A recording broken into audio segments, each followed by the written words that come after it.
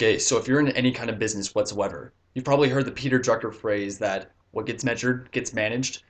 Well, what I've learned through this MIT report called Metrics, You Are What You Measure, I've learned that people often measure the easy metrics, the metrics that are obvious and easy to track.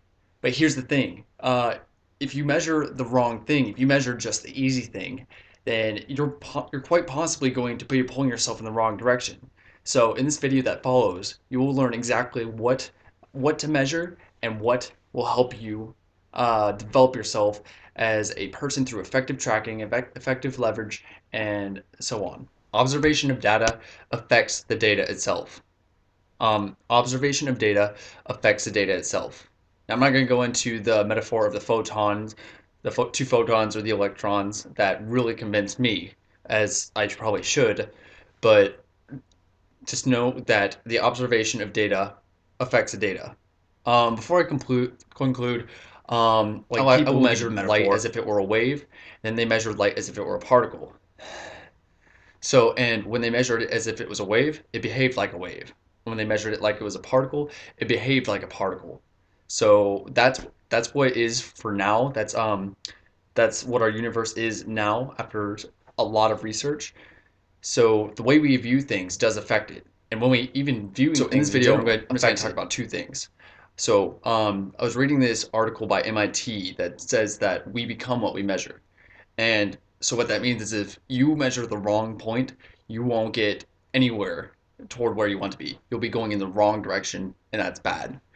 On a similar token, if you measure the right things, you become exactly what you want to be.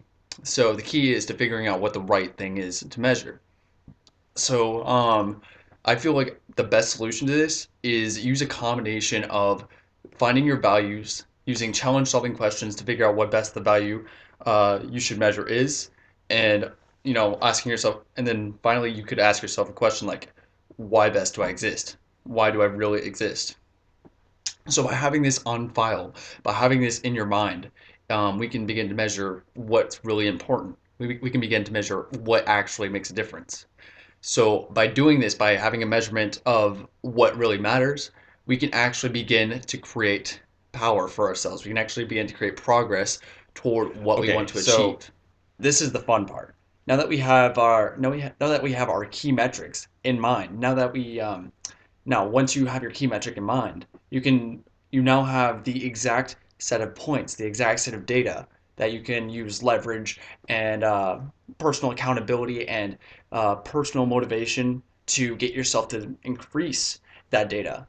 And if you're constantly measuring what's most important to you, and you use leverage to update that bit to increase that visually measured device, your life will become so much more fulfilled. It will blow your mind how much better your life is because you're actually measuring the the growth and progress of you as a person that's obviously represented on this screen of yours. That's obviously represented in this Excel document, in this journal, or in the number of people you have in your group or whatever. It's amazing. And so what I'm going to ask you to do is I'm going to ask you to go to the other leverage videos by Eben Pagan and use the concepts on how to stop procrastinating to increase the points on your chart, on your measurement tools, because it's through, like, once you already have the right metric, you can actually focus on increasing that metric. You can focus on developing that one point. And because you have the point that has the highest leverage, you automatically have 2 points of leverage. You're not only leveraging yourself to act more and get more results, but you're also getting yourself to focus and act more and get more results in the right areas. And that to me is fascinating. So I think you'll enjoy this video if you apply this, and because you will actually be focusing on the right direction and you will actually be moving in the right direction. And by doing this, I think your life will experience a much higher level of value and appreciation, and not it will give you a much higher sense of value, not just for yourself, but for those around you, because you are being the best person you can possibly be.